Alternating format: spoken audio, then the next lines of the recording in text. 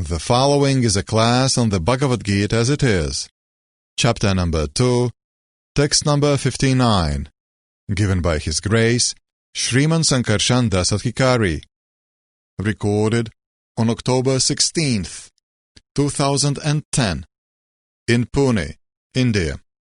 So tonight we are reading from Srimad Bhagavad-gītā, chapter number 2, text number 59. Om Namo Bhagavate Vasudevaya.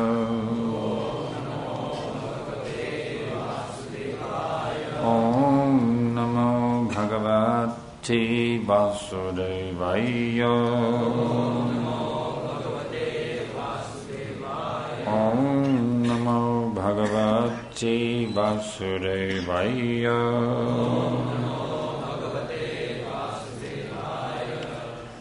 Viṣayā vinivartante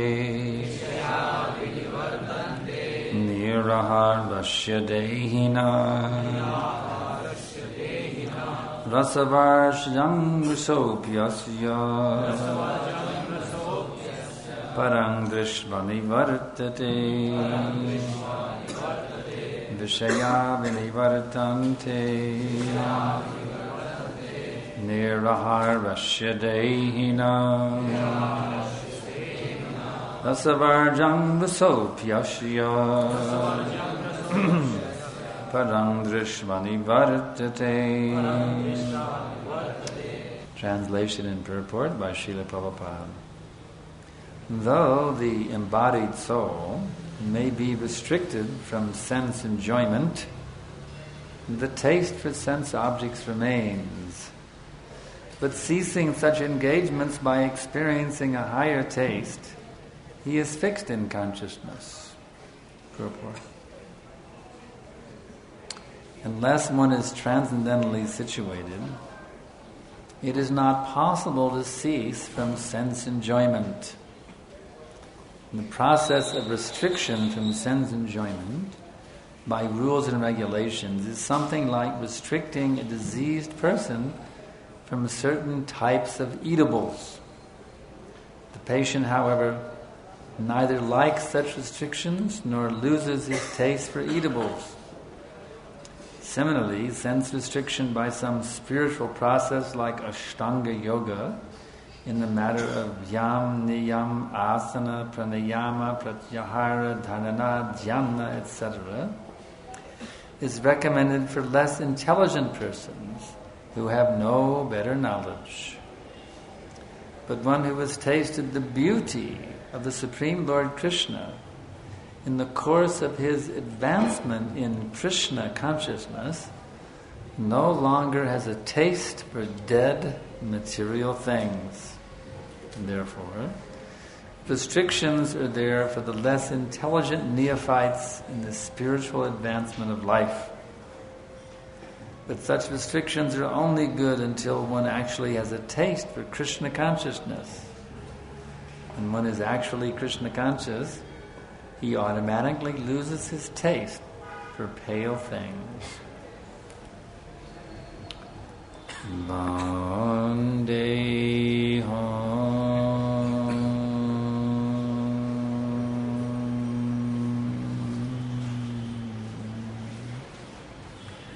Shri Guru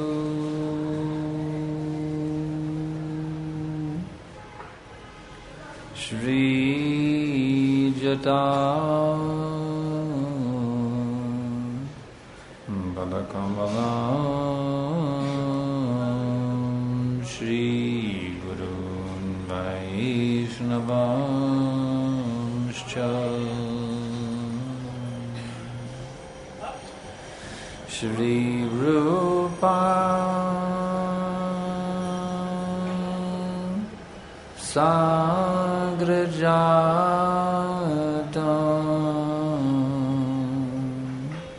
Sahagana Raghunathan Vitam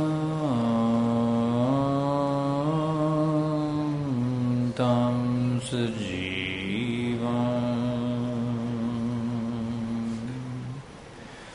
Sadai Savadutam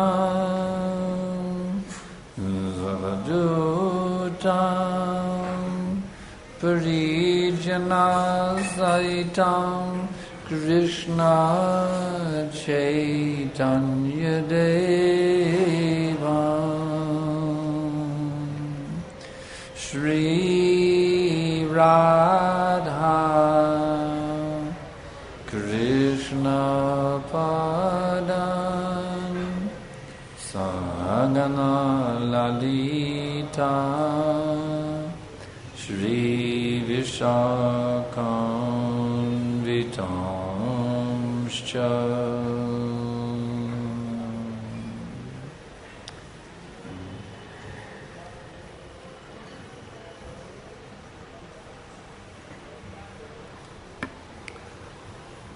You know what's really special about this purport?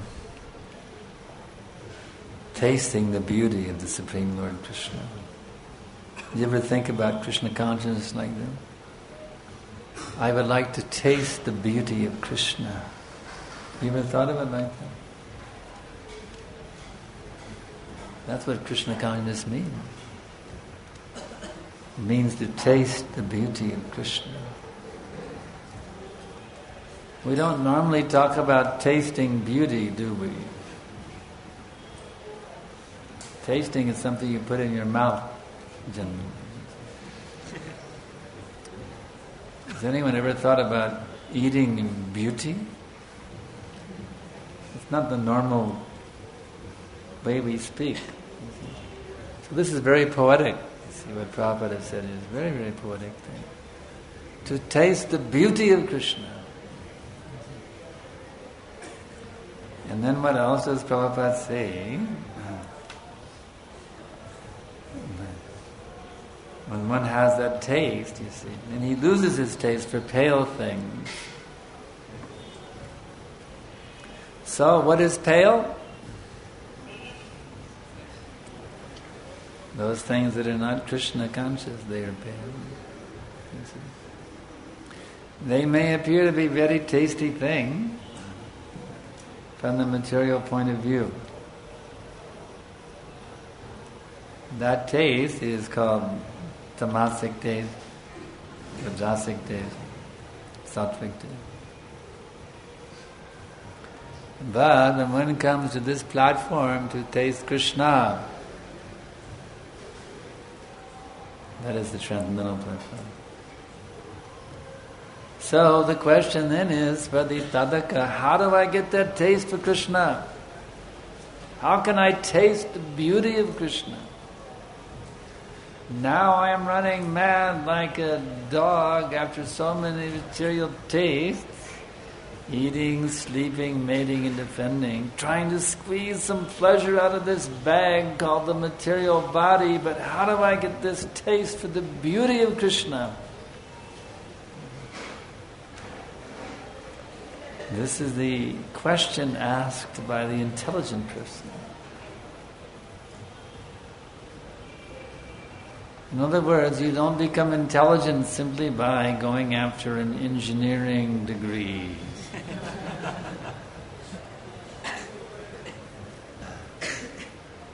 You become intelligent by wanting to know, how can I taste the beauty of Krishna? That is intelligence.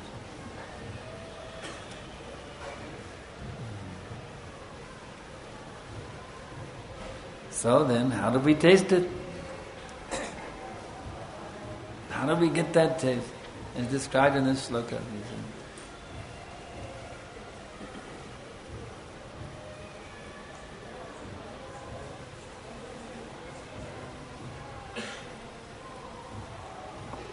As long as we try to restrain ourselves from sense gratification without getting the higher taste, it is an artificial position. You understand? It is an artificial position as long as you try to restrain yourself from material sense gratification, look out for the picture there, without getting the taste. In other words, if you want to be successful in transcendental life, simply restraining yourself from material sense gratification will not make you successful. It'll make you frustrated eventually. You see? Just like, who is that famous yogi? He became a master of the Ashtanga system, Vishwamitra Muni. He became a master of the yoga system, the Ashtanga system described here by Prabhupada. He went through all the steps, yam, niyam, you see, the do-nots, the do's, asana, the sitting postures, pranayama, the breathing exercises, pratyahara, cutting off all material sense objects. He went through all the steps. He became perfect in Ashtanga yoga, you see. But when that beautiful Menaka was sent by Indradev to tempt him, he was frustrated with his yoga practice. Oh, what is this yoga? Look at this beautiful woman here. But when that Muslim who became a devotee, who was totally absorbed in chanting, even though he was from a Muslim family, and he became totally absorbed in chanting Hare Krishna, even the most beautiful young woman, naked before him, begging for sexual intercourse, could not divert his mind even the slightest degree from Krishna consciousness, because he was tasting the beauty of Krishna. In other words, once you are tasting the beauty of Krishna, every so-called beauty of this material world is pale, ugly, insignificant in comparison. Krishna is the source of all the beauty. So once you connect with Krishna, in any beautiful thing in this material world, if it's separated from Krishna, it has no beauty. And if it's connected with Krishna, it has full beauty. In other words, because Krishna is the source of this entire world, this entire existence, if it is reconnected with Krishna through the process of bhakti yoga, then the whole world will become very beautiful. I'm traveling all over the world now, and I see it is very ugly. This material world, the more it becomes disconnected with Krishna, the more it becomes ugly. Just like it was such an ugly scene taking the road from Pune to Nigadi the other night. The traffic was horrible. It was like hell. It was just like going to the gates of hell, going on that road to Nigadi, you see. And then I saw the movie theater, it said, "Crooked, it's good to be bad." You see? In other words, the more you become disobedient to the laws of God, the more you turn this world into hell. I saw a direct connection between the hellish ride to Nigadi and that movie theater. It's all connected. I see it was all connected. The more you become disobedient to the laws of God, the more you turn this world into a hell. And the more you can live in harmony with the laws of God, you make this a heaven on earth. You see. So our Krishna conscious movement, our mission is to turn this hell on earth, which has come by gross disobedience to the laws of God. Our mission is to create heaven on earth by bringing back the Vedic principles of God consciousness, Krishna consciousness to this planet.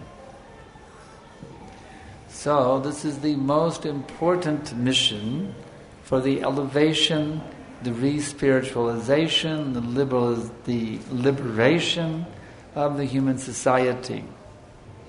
No one can be happy without Krishna consciousness. Do you understand this point? Nobody can be happy unless they are Krishna conscious. I don't care how much money you have, how much power you have, what kind of degree you have. Doesn't matter. You will never be happy in this material world, but if you are Krishna conscious, no matter what your position is, you'll be the happiest person in the whole world, you see. You may say, but wait, there's so many devotees, how I could be the happiest. No, every devotee is the happiest person in the whole world. Any person who fully absorbs himself in Krishna consciousness is the happiest person in the whole world. That's a thing. The bhakti of Krishna consciousness is like them. The bliss of Krishna consciousness is like that. You see, anyone who becomes purely Krishna conscious, they are filled with unlimited happiness. Then some people say, but I see the devotees are suffering. I mean, look at Hare Thakur, he was beaten in 22 marketplaces. Was he blissful when he's being beaten? Actually, he was blissful when he's being beaten.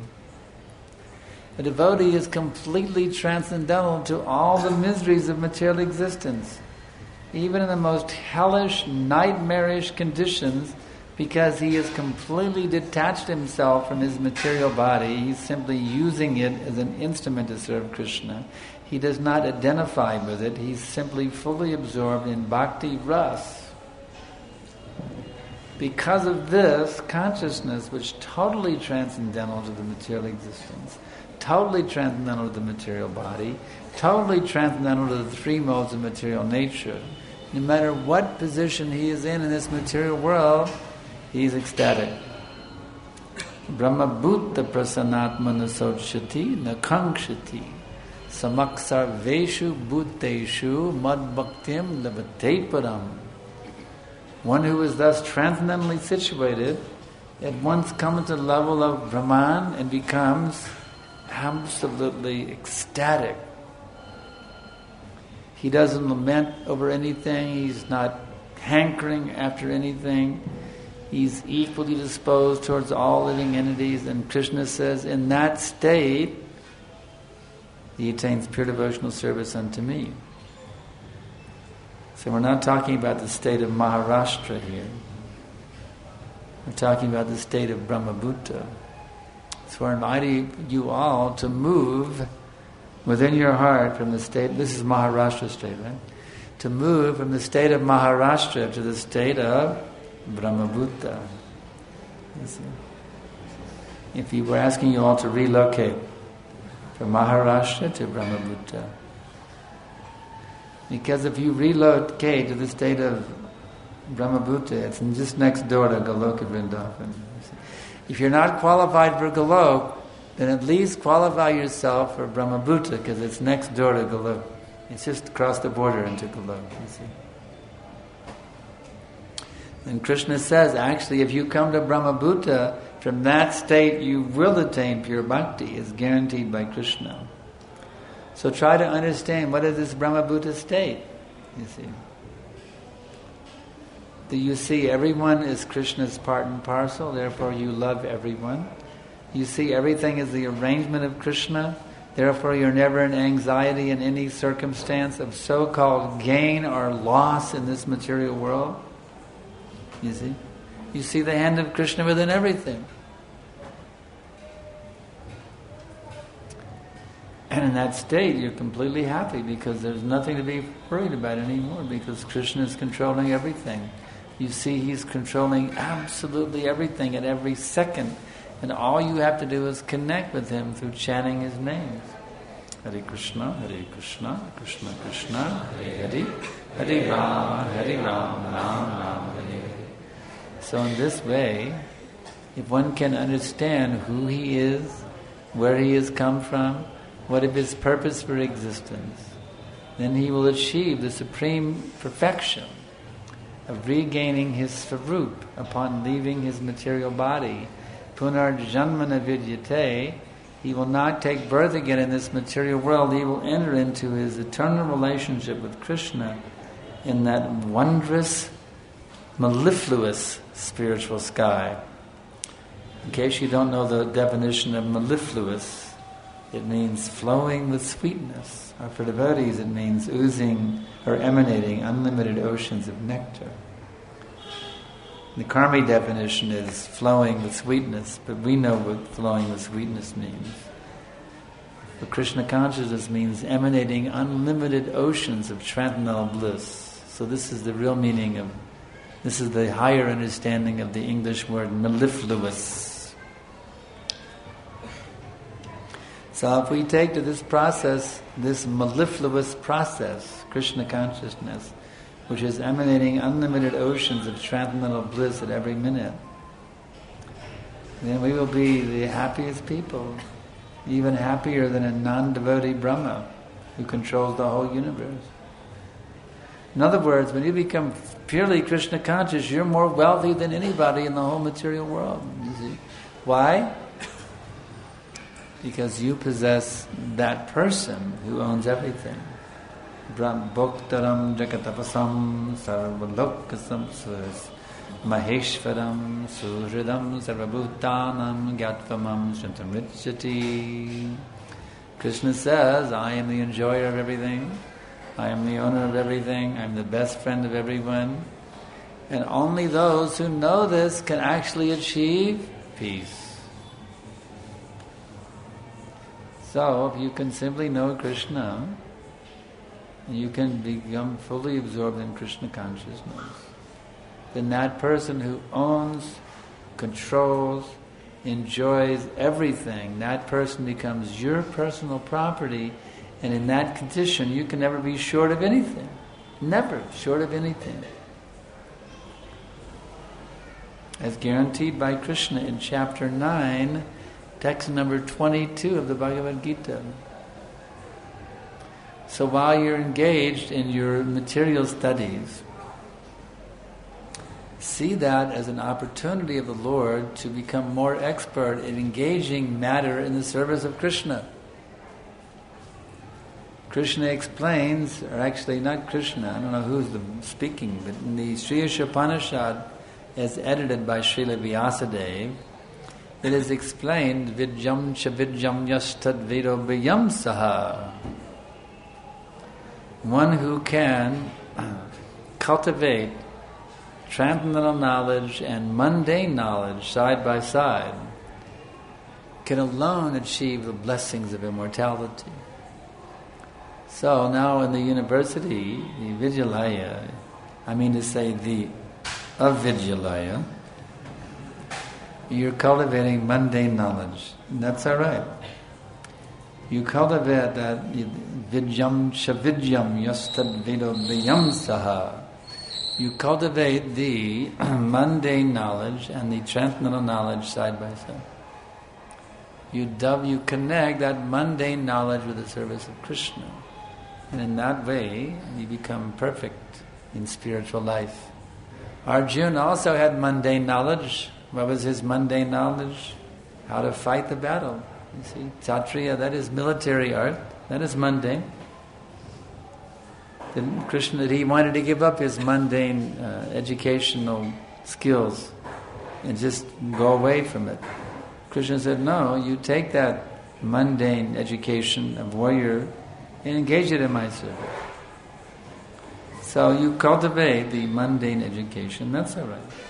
But now you, just as Arjuna, use that mundane educational knowledge in the service of Krishna. And you engage that in the service of Krishna. In this way, you will achieve the full blessings of immortality. So we have a few minutes left here. If there's any questions, you can pass the papers forward and I'll try to answer them.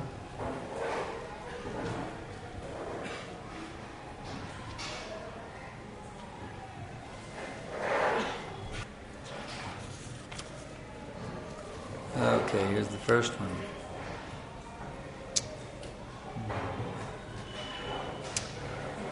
Can you please explain the meaning of enthusiasm in Krishna consciousness in detail? This is a very popular question. I answered it at the previous session in a different way, but it's the same question. To be enthusiastic means to never lose your energy, you see. In other words, to remain always enthusiastic means never to become discouraged in any situation. That's what it means. And the way to do that is to see that the hand of Krishna is acting in all circumstances. There's not a blade of grass moves without the will of the Supreme Lord. So you have to understand every situation you face at every minute is ultimately under Krishna's control. So by remembering that and offering it to Krishna, therefore you'll never lose your enthusiasm.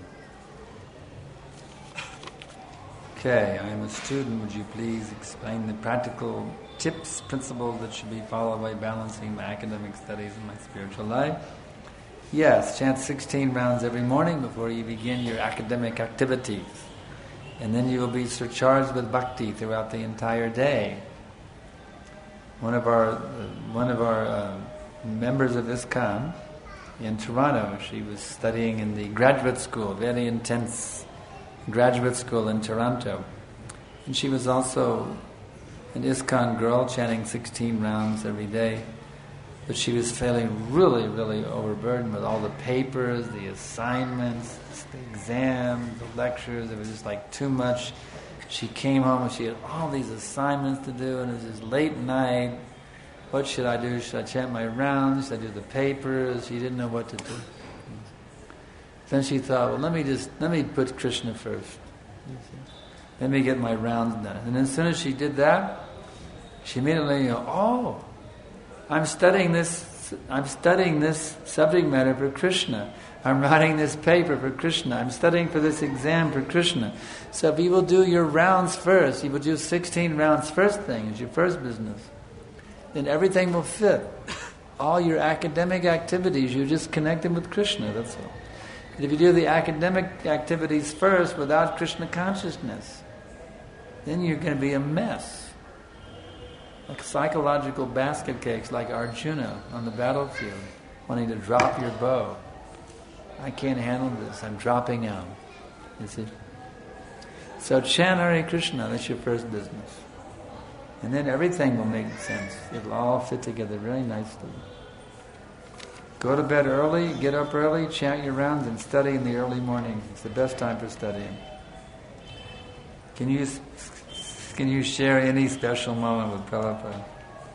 Well, I'm having one right now.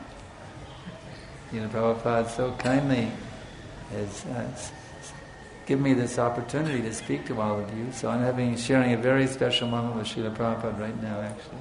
Do you think Prabhupada is dead and gone? Huh? Do you think Prabhupada is dead and gone? If you do, then think again. The spiritual master lives forever by his divine instructions, and his disciples live with him.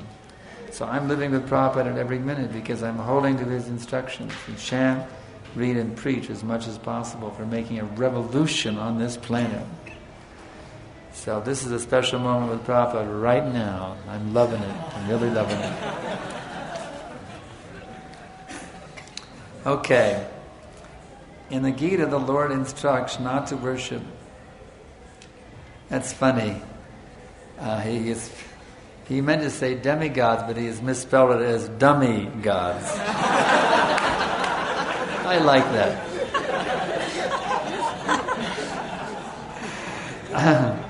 However, I get confused by knowing that the Lord Ram worshipped Shiva. You know where it described that Ram worshipped Shiva? Not in the Valmiki Ramayana, but in the Tulsidas Ramayana, which Prabhupada said is not completely bona fide. That's a fact. He says the Tulsidas Ramayana is tinged with Mayavadi philosophy also. We don't recommend you study the Tulsidas Ramayana. I mean the Tulsidas. You study the Valmiki Ramayana. That's where you...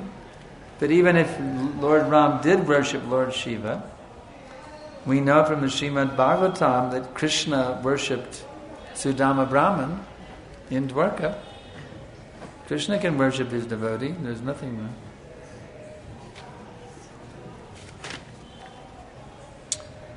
Okay, during a discussion with my friend, he mentioned some verses from the Bhagavatam that describe the heavenly planets and the beauty of the damsels over there. Oh yes, they're very beautiful. They're more than 1,000 times more beautiful than the girls here. But the damsels of Vaikuntha, they're 1,000 times more beautiful than the girls in the heavenly planets. But Krishna is so much more beautiful. That means there are 1,000,000 times more, the Vaikuntha girls, in the spiritual world, they're 1,000,000 times more beautiful than the girls here.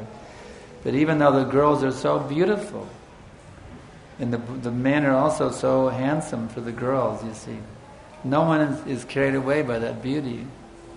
Everybody's simply absorbed in Krishna consciousness. Even though you may have a a associate there is more beautiful, 1,000,000 times more beautiful than Miss India or whatever it may be here. So anyway, Bhagavad-gītā is saying that such literature is distracting and useless. Devotion to Krishna is the only essence. Does this amount to a sin? No, you shouldn't say that about the Bhagavatam. Everything in the Bhagavatam is spoken for a purpose. But if you didn't mean it in an offensive way, you meant, so I don't take it as a sin that you said that. But you have to be careful. There are verses in the Bhagavatam which describe the heavenly damsels, and it doesn't mean that there's a purpose for them. It's to help us understand everything in relationship with the supreme beauty of the spiritual world. So it wasn't really a sin, but don't be careful not to do that. You didn't mean it in a bad way, so it wasn't a sin. But at the same time, be careful not to criticize the verses of the Bhagavatam. How would you, being from the strongest country of the world, something me, every me follows. How would you, being from the strongest country of the world, that every something follows U.S., come to enlightenment of Krishna? We Indian follow U.S., everyone from India wants to go to the U.S. like these. What message do you have to Indians who don't follow Krishna? Yeah, it's considered, I remember, it didn't happen in India. I remember one time I was in Eastern Europe. It's the same mentality, I got to get to the U.S. Somebody said, "Can I look at your U.S. passport?" And they pulled it out, and they looked like it was pure gold. They just looked at it and went, wow. You see? But actually this is an illusion, you see. What good is being in the U.S.? If you go there, you'll see how people are so miserable there. You see, all of that wealth, all that power, all that prestige, the iPods and the iPads and iPhones and all this stuff. These people are miserable. I grew up in that country, and I was miserable in that country. And that country was much better then. It was much more, the standards of morality were much higher then. It was a much more beautiful, wonderful country back in the 50s than it is now. That was 50 years ago. It's become so degraded now compared to the way it was 50 years ago. But even then, 50 years ago, I was miserable in that country. Because there was no Krishna consciousness. And their Christian religion was simply based on give me, give me, give me, give me, give me, give me. There was no bhakti. He was just approaching God for fulfilling material desires. There was no rasa there, no taste. So Prabhupada made fun of the Indians who come to America. He called them new crows. You see? If there's a big garbage heap, you see, the crows are going there every day to pick at the garbage. Yeah, all right, here we are at the garbage heap. But if some new crow comes, he goes, wow, look at all this garbage. Running around all excited, you see. So the Indians who come to America, we see they're like the new crows. We Americans who've been there, grew up there, yeah, just some old garbage heap, that's all it is, no big deal, And then the Indians come, wow, look at this garbage heap. So don't aspire to be a new crow. You see, become a swan. We are teaching you how to become swan, not crow. Okay? All right. Krishna is the source of everything, then it should be beautiful. It is beautiful. When you see it in relation with Krishna, this lamp is very nice. It illuminates in the darkness. But if it's disconnected from the powerhouse, what use does it have? You see? So it has a beauty of illumination. That is, its beauty is its illuminating power. But that illuminating power is only there when it's connected with the powerhouse. So everything is beautiful when you connect it with Krishna. That's a fact. But when you disconnect it from Krishna, it is dark and ugly.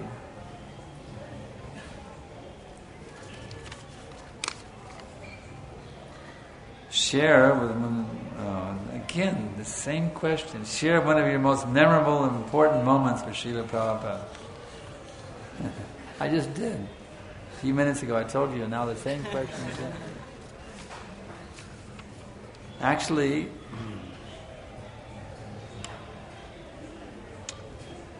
the spiritual master's presence is manifested in the form of his instructions, and I did receive many instructions from Prabhupada.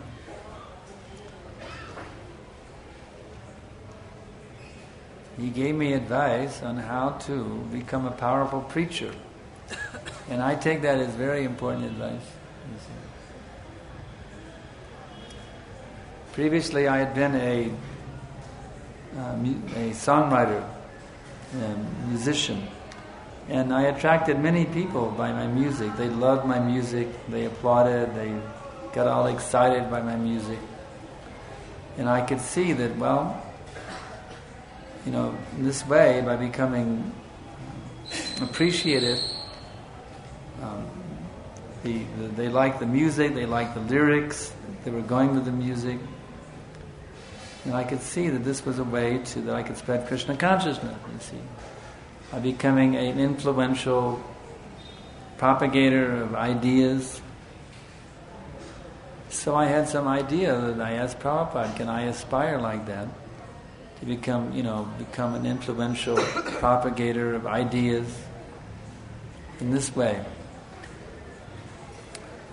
To me, it didn't seem like a material desire. It seemed like a spiritual desire. It's not for any name and fame that I wanted it, but I wanted to become a powerful, influential person who could actually impact, in the widest possible degree, the world society. So I asked Prabhupada about that. And he confirmed to me it was a spiritual desire. But then he gave me some tips on how to actually become like that. He said, no karma, no jnana, no yoga, all material desires, zero. That was the tip he gave me. So I'm in this way, I'm trying to follow Prabhupada's order to be a pure devotee. It's not easy to be a pure devotee. Of course, it's actually the easiest thing in the world to be a pure devotee. The mind keeps getting in the way. So I'm trying to be a pure devotee of Krishna.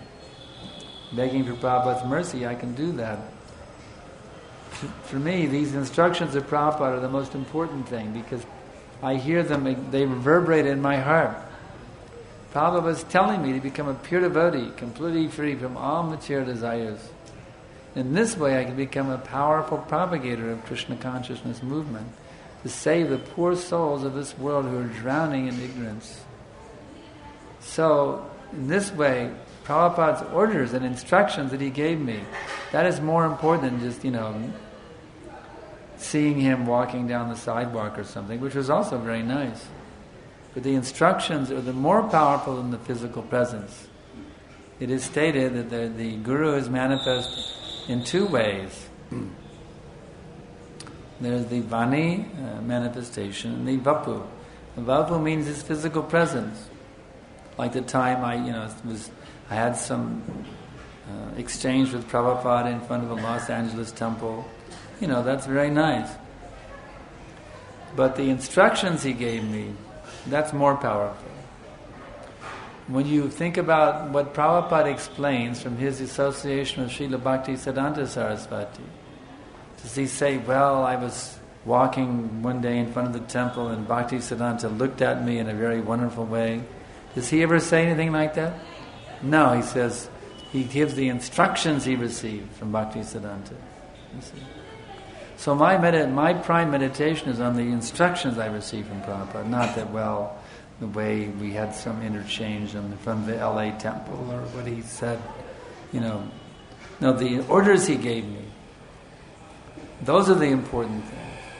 So in this way, I constantly associate with Prabhupada by remembering the orders that he gave me and praying for his mercy that I can carry them out, that I can become completely free from karma, jnana, yoga, and all material desires, so I can actually become a powerful person for propagating this Krishna consciousness movement all over the world. we tend to become complacent in our practice of Krishna consciousness. I want to become sincere in my practice, but because of unorganized, unplanned habit, I struggle. Well, get organized.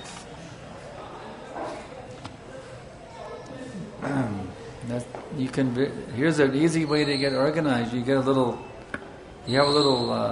notebook, and every day you write down, okay, today is now, tomorrow morning you can write down, 17 October, and you put your list of everything you want to accomplish today. And you do this. Put your list down of everything you have to do. Everything that you need to accomplish. These are the things I have to accomplish today. And be determined, I must get these things done today. And then as you accomplish each one, you check it off. In this way, by becoming organized, and you see, you'll become very happy in Krishna consciousness. One should be organized in one's activities. So by having a list, you see, this will give you determination. I have this list, now I have to go down the list and execute all these activities. So in that way, by making a plan every day, this is my plan. Today I will do this. And by executing your plan, then you'll feel very happy at the end of the day. That I was determined to accomplish this, and I accomplished it by Krishna's grace. What practical steps should we take to rapidly achieve the higher state? That's described by Rupa Goswami. The first step, rasa-varjaṁ, take shelter of a bona fide spiritual master. That's the first step. Second step is take initiation. And so in this way, you see, if you want to make rapid advancement, just like in India. Of course, it's illegal in the U.S., but in India we see there's a system for people who ride the bicycles. They have a long way to pedal that bicycle, so they get a little help from a truck or a bus. They grab on, you see, they just go for a free ride. You see? So you want to make rapid advancement, you have to grab onto a bona fide spiritual master. Just grab a hold of him and don't let go. And I guarantee you, if you grab a hold of a bona fide spiritual master and you don't let go, you're going to make rapid advancement. Through Rupa Goswami's instruction. The first step, rasa-varjaṁ, the first step in bhakti is to take shelter of a bona fide spiritual master. That's what he says. It's Prabhupada quotes it in the Nectar Devotion. Okay, we have to find happiness in Krishna. But sometimes we feel more and more problems while practicing Krishna consciousness. So how to understand this and how to balance and become fixed up? Well, you have to see those problems as blessings to help you go deeper into the ocean of Krishna bhakti. In other words, just like in the Gulf of Mexico, where I live near that Gulf of Mexico, these huge hurricanes come, very deadly hurricanes. But if you go deep within the ocean, there's no more influence of the hurricane. The hurricane's on the surface of the ocean. So your problems that you're having, that's on the surface. If you go deep within the Krishna consciousness, then you will go completely beyond all the problems. And they won't bother you because you'll be so deep in Krishna consciousness. There'll be something happening up there on the surface. And you're deep within the mellows of Krishna bhakti. But you'll still deal with them. But you won't be disturbed by them. That's the key. How difficult is it to channel or channelize mundane knowledge of transcendental service? It's very simple. Mundane knowledge means, are you doing it for fun or are you doing it for money? Be honest. You're doing it so you can so you won't have to work digging ditches the rest of your life. That's all. You want to have a better income. So, mundane education means to get a better income. So you have to be determined in your mind, because right now you're paying money to get educated. You're not getting paid. You have to be determined that in the future, when I get money, that money will all be spent for Krishna. It'll all be spent in a Krishna conscious way, not for sense enjoyment. So now, while you're doing, you have to. The actual application of your knowledge, of fully dovetailing it, will be later on, not now. But you have to be determined, and you have to cultivate that desire to be a pure devotee while you're doing your studies. How to overcome that sense gratification that may make the service not completely pure.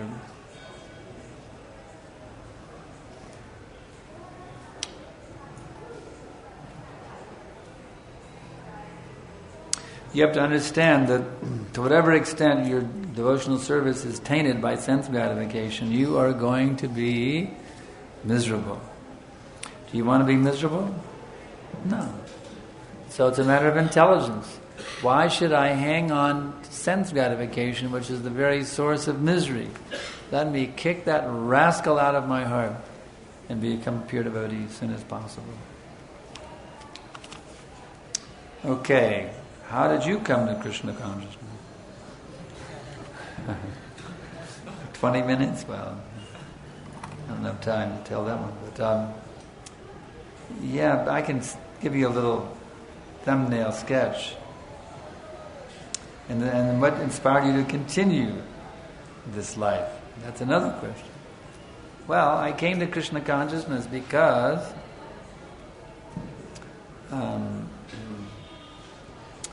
when I went,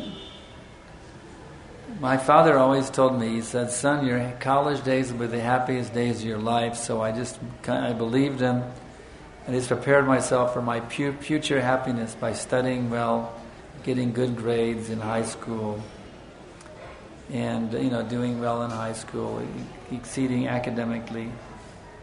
Became a leader and everything. I'm an award-winning speaker. So many things I did in high school. But then I went off to college thinking, wow, this is going to be, Dad said this is going to be the happiest time of my life. And guess what? I was miserable.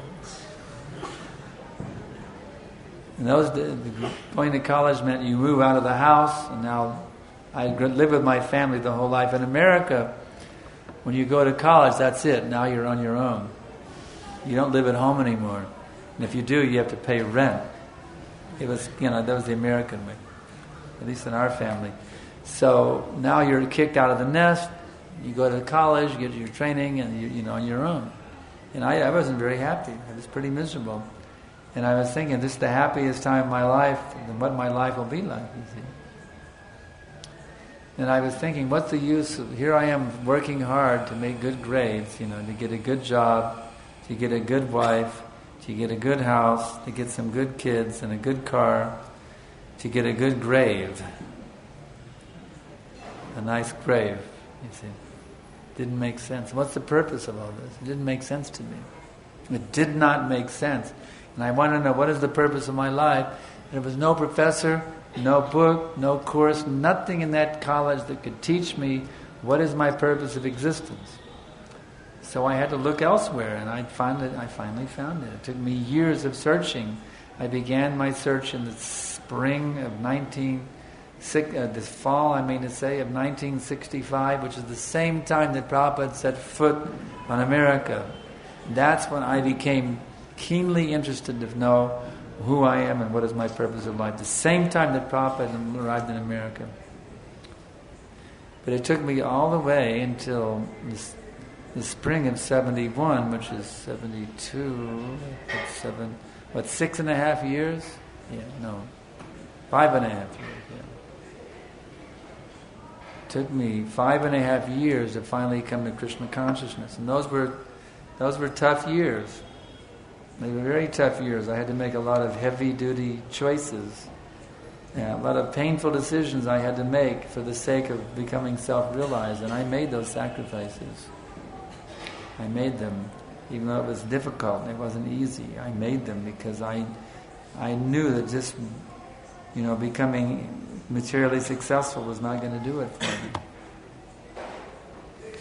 So I didn't fully answer the question, but in my search, finally one friend, he came one evening in 1968, he came to my apartment, he taught me the Hare Krishna mantra. I didn't know about the movement yet. I was looking for a meditation technique that would bring me to spiritual enlightenment. And I had tried so many things that didn't work. So now here's somebody came with a new technique, chanting Hare Krishna. And I tried it, and wow, it was great. I felt like I would come home every night from my job. I got a poster of Radha Govinda. I put him in a little altar. And I must have been an Indian in my previous birth to do all this, because just out of nowhere I started worshipping Radha Govinda and chanting Hare Krishna. Had he met the devotees yet? And so I was sitting there every night worshipping Radha Govinda, and I felt like I was just going on a magic carpet and taking off into higher dimensions, chanting Hare Krishna. And then the prospect was, well, you have to go to school, you got to get a degree. I said, forget it. I don't want to be a part of this material world. I'm just going to go to India and become a sadhu, one of those mendicants in the holy places, give up the material world. So I packed up all my belongings, shipped it back to my parents' house. I was hitchhiked in New York City to get a job on one of those freighters, going to India. Worked my way to India on a freighter, like the Jaladuta is one of those boats that goes back and forth between New York and India. And but on the way, something inside said, you're not supposed to go to India, you're supposed to go to San Francisco. So that was a complete opposite. I was here, I was in Texas, and New York is on the East Coast, and San Francisco's on the West Coast. They had a complete about face, and I headed for San Francisco instead. Yeah, and I arrived there in Golden Gate Park, San Francisco, Haight-Ashbury, Golden Gate Park, in December of 1968. I walked into the park, first place I went, and there they were. Hare Krishna, Hare Krishna. The devotees on Hare Nam. Well, the trouble was, I've been reading, for self-realization, I've been reading all these Mayavadi books, I'm God, you're God, we're all God. And that's all I knew. I thought that was Indian philosophy, that you're a God. That's what everyone in India, I thought that was what the thing was. You're God, you're the incarnation of God, and you just have to realize it. So when the devotees, I'd been for reading the Mayavadi books for like 2 years, and I was pretty poisoned by it. So my friend had taught me the mantra. I knew that was pretty good. I walked into the temple, and they invited me back to the temple, which was the second temple. If you studied ISKCON's history, the first temple was 26 2nd Avenue in the Lower East Side of Manhattan. The second one was 518 Frederick in San Francisco. So I walked into the number 2 temple of ISKCON, the Frederick Street Temple, and I was chanting Hare Krishna, and some Brahmachari says, "Oh, you're chanting so nicely." And I was thinking, oh, she only knew that I am Krishna. Ha ha ha ha.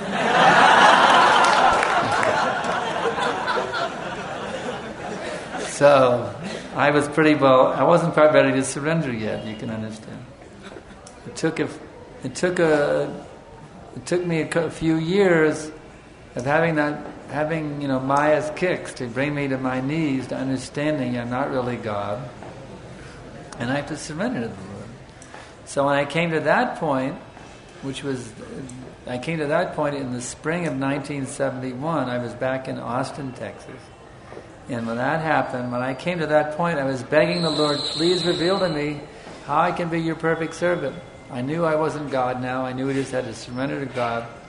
And I was begging for guidance. And then, 175 miles away, there was a famous ISKCON devotee named His Holiness Vishnu Janaswami. And he got the inspiration to come to my city. Krishna inspired him to come to Austin. At the same time I was begging Krishna for guidance. Krishna, within the heart of Vishnu Jana Maharaj, inspired him to come to Austin. And then after I met him, then I understood, this is it. This is how you surrender to the will of God. Vishnu Jana Maharaj is showing you exactly how to do it. You become a disciple of His divine grace. Om Vishnu Pad, Paramahamsa, Parivajakacharya, Astatara Sata Shishimad, A.C. Bhaktivedanta, Tridandi, Goswami Maharaj Prabhupada. So that's how I came to Krishna consciousness. Okay. Now the next question: what inspires you to continue? Prabhupada's orders. That's all. Prabhupada told me, continue enthusiastically as surely you're doing, and surely Krishna will bless you. Prabhupada's orders have inspired me to continue for almost 40 years now. Next year will be the 40th anniversary of my Diksha. Next in 2011 will be the 40th anniversary of my Diksha. Okay. How to learn to pray feelingly and how to stop praying mechanically. Well, beg Krishna to help you. My dear Lord, I'm sick and tired of praying mechanically. Please bless me, I can pray feelingly, and Krishna will help. How to avoid offenses and how to control over anger, greed, lust.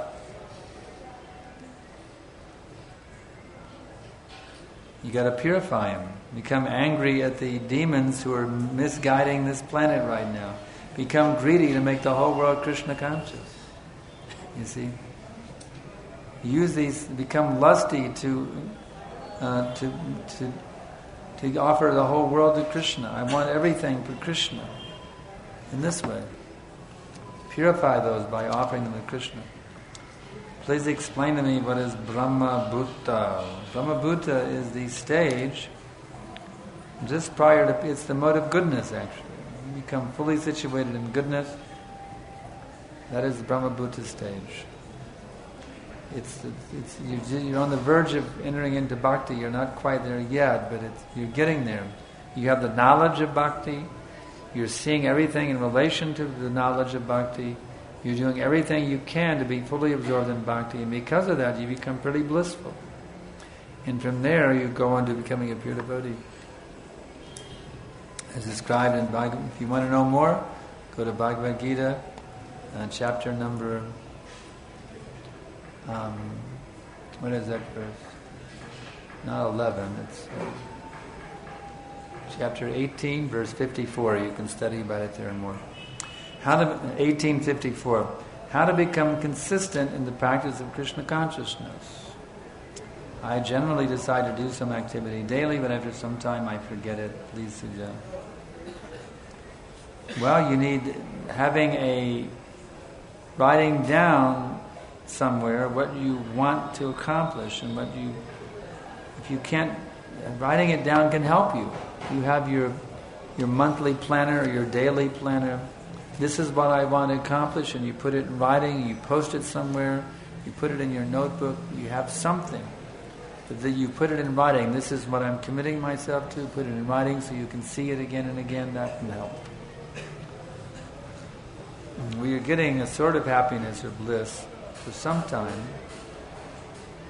The rest of the time is just the opposite. It means the whole day feels burdensome, not just for college, work, and not how to feel bliss throughout the day. Well, if you're not feeling blissful, that means you're not remembering Krishna. That's it. You're forgetting Krishna. If you remember Krishna, immediately you become ecstatic. So just be Krishna conscious and you become blissful. Lord Krishna is there in every particle of this universe, and everything comes from Him. So misery, good and bad, and also comes from Him. Isn't it good that Krishna? So isn't good also and bad also Krishna? Why did He create this good or bad world? No. Krishna does not create bad. We create bad by misusing our independence. Krishna has created, everything is good of Krishna's. We are the ones who make bad by giving up Krishna's service. Please, if possible, share your feelings when you look back at your own country, USA, full of material advancement and sense gratification. I want to revolutionize the place. That's what I feel about it. Because if we can make America Krishna conscious, then we can make the whole world Krishna conscious. I'm very happy to have an American citizenship, an American body. It gives me some foothold into preaching in America in a powerful way, of knowing their culture from the inside out. And I think Prabhupada said that in India is his mother and America is his father. He was very proud of the American nation. And helped him to establish his movement. Prabhupada loved America actually because it helped him. India, nobody would give even one, not even one person would fully come forward to help Prabhupada in India. It was when he went to America that so many thousands of young boys and girls came forward to fully give their lives to Prabhupada. You think Prabhupada's not grateful? If it hadn't been for America, this country, this movement had probably never gotten off the ground. What happened in America? No, it was a special arrangement of Krishna. The American nation is very blessed because they are the nation that came forward when no one else would help Prabhupada. They are the nation that Krishna arranged to help Prabhupada. So America is a very blessed nation for that. In spite of all their nonsense, they are the nation that helped, that established this movement and gave Prabhupada full facility to preach in America. They gave him a green card. He had full status in America to remain there. They gave him full status. They very much appreciated Prabhupada in America. So many people, the scholars, and so many leading. Of course, there was the politicians who were worried also. They said this Hare Krishna movement, it is spreading like an epidemic. And if something is not done to stop it, it will soon take over the government. And they're worried. See because even though we were only a few thousand people, we were out on the streets of the major cities, singing and dancing every day, and in the airports, it's like, there's a word in English word, ubiquitous, which means everywhere. Wherever you go, you see the devotees. In the downtown, the airport, there'd be devotees. You'd see devotees everywhere. Even though we were a small number, we were very visible in the old days in America. Wherever you go, there was the devotees. Oh, there they are again. There they are again. There they are again. So they really felt the pressure. And there was a period of time when the parents were hiring these deprogrammers to kidnap their children and convince them to give up Krishna consciousness. But sometimes they were successful in doing that, and many times they were not successful. The devotees would outsmart the deprogrammers and pretend like they had become converted into a karmi again, and they would make a run for it. Okay, one reason asked me, what are you Hare Krishnas doing? What are you doing during wars? So many people are dying in world war. Kargi war? What's this Kargi war? Kargi war. There was a fight between India and Pakistan war was there. Okay. And you are simply chanting Hare Krishna. How to answer that?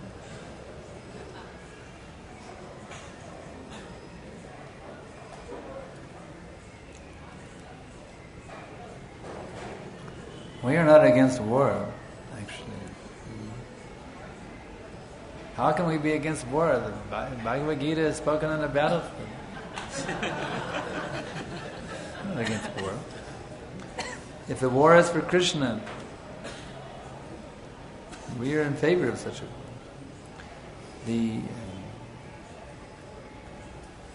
The system, though, the proper system is there's the Kshatriya, the Brahmin class is meant for giving knowledge. The Kshatriya class is for engaging in warfare activity. The Kshatriya class. We are in favor of creating a powerful Kshatriya class who will defend against the attack of aggressors. We're not against that. That's part of our system.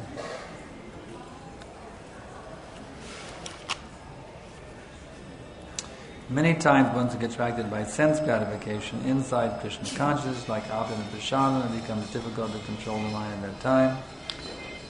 What should be done in such situations? Just take what you need. Don't take what beyond what you can easily digest. I mean, why wipe yourself out by overeating and getting all bloated and feeling miserable?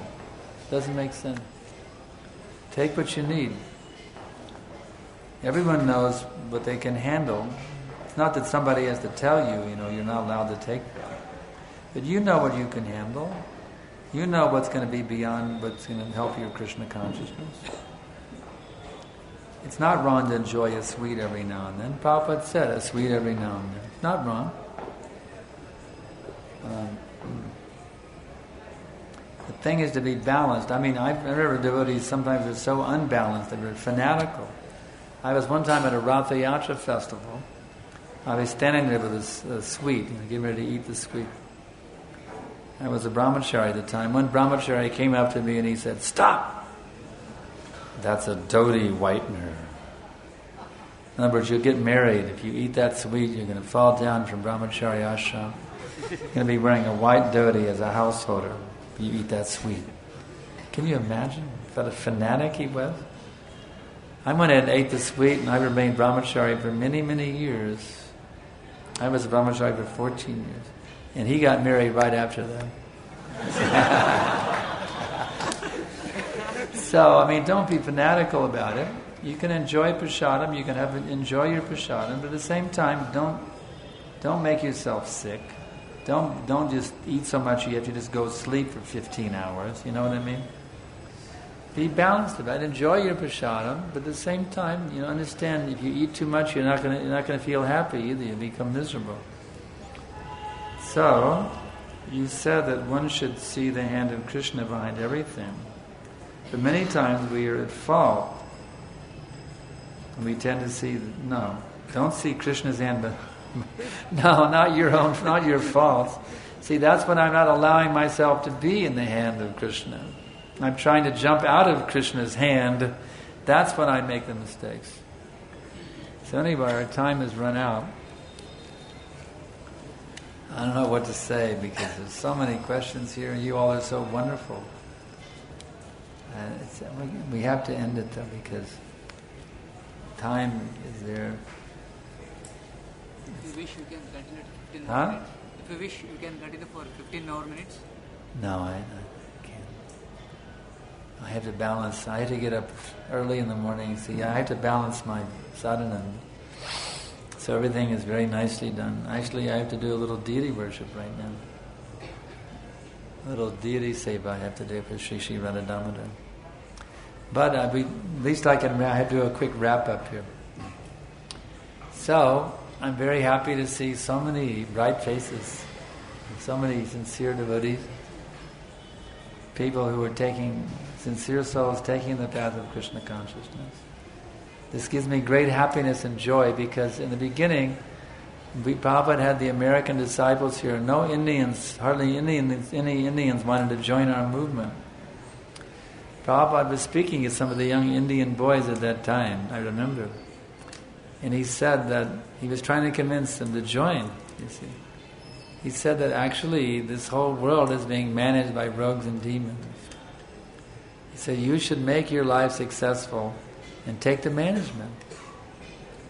So we want to create here a class of leaders. You see, this is our mission. And we want in every country of the world that the young men, the intelligent, educated young men who have leadership qualities should become fixed up in Krishna consciousness. So that we can actually have, in the future, we can have qualified leaders running this country, running every country on the face of this planet. Either as the Brahmin priests who guide the political leaders or as politicians. Both things, you see. We want Krishna conscious Brahmins and we want Krishna conscious Kshatriyas. And then naturally, if that's there, if you have the Brahmin and Kshatriya class Krishna conscious, then naturally you'll have the Vaishyas who are Krishna conscious and Shudras who are Krishna conscious. But the most important thing is the heads, the Brahmin class. So we are training here, especially Brahmin class. Real Brahman, not the two-pice Brahman, you see. But the real Brahman by quality, shamadhamashapavshocham, chantirarjavamaivacha, jnanam vijnanamastakhyam, brahmakarmasvabhavajam. We're training you how to become peaceful, how to become self-controlled, how to become austere, how to become clean, how to become tolerant, how to become knowledgeable, how to become wise, and how to develop all religious bhakti qualities within your heart. So please, take this training that the devotees are giving you very seriously. You become first-class Brahmin Vaishnavas. And you'll be able to do the greatest service for your country of India and the greatest service for the whole planet. So we thank you very much. Srila Prabhupada ki jai.